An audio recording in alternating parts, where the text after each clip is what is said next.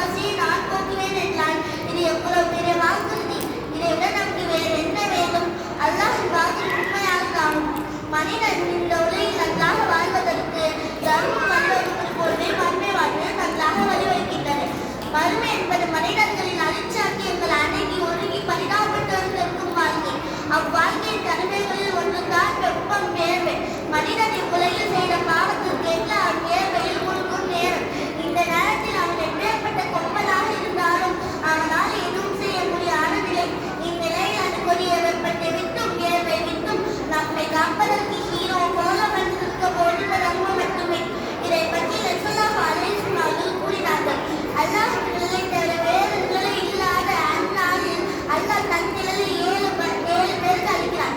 அதில் ஒருவர் தம்முடைய வழக்கம் செய்யும் தர்மம் இடத்தர மரியாதவாறு ரகசியமாக தர்மம் செய்பவர் என்று ரசூலுல்லாஹி அலைஹி வஸல்லம் அவர்கள் கூறினார்கள்.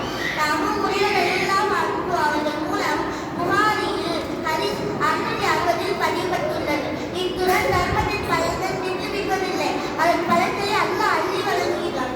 அல்லாஹ் தஆலா மறுமை நாளில் உங்களிடம் ஒவ்வொரு வருஷமும் பேசாமல் இருப்பதில்லை.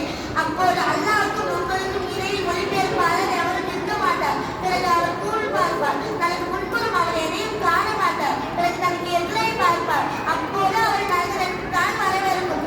ஆகவே முடிந்தால் பேரிச்சம்பழத்தின் நுண்ணேறும் தர்மம் செய்து உங்களை நரகத்திற்கு பாதுகாத்துக் கொள்ளுங்கள் என்று அல்லாஹ்வின் தூதர் ஸல்லல்லாஹு அலைஹி வஸல்லம் கூறினார்கள். நான் இப்போ சுலைமான் நபி காலத்தில் நடந்த ஒரு சம்பவத்தை சொல்ல போறேன். அப்போ உங்களுக்கு தர்மம் செய்யறதோடு முக்கியத்துவம் என்னன்னு தெரியும். சுலைமான் நபியும் மலக்குள் மட்டும் ஒரு நாள் பேசி கொண்டிருந்தாங்க. அப்போ ரோட கிராஸ் பண்ணி போனாங்க. அப்போ மலக்குள் மட்டும் உத்து பார்த்தாங்க.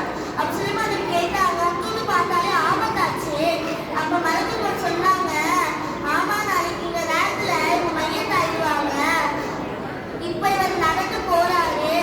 நாளைக்கு இவருடைய ரூஹ வாங்கும்படி அல்லாஹ் உத்தரவிட்டால் ஒரு நாள் தான் இருக்கிறது. இவரால் என்ன செய்ய முடியும்? அல்லாஹ் மௌத்தத்தை பேசுறதால முடியும். மலக்கு போல் சொன்னாங்க.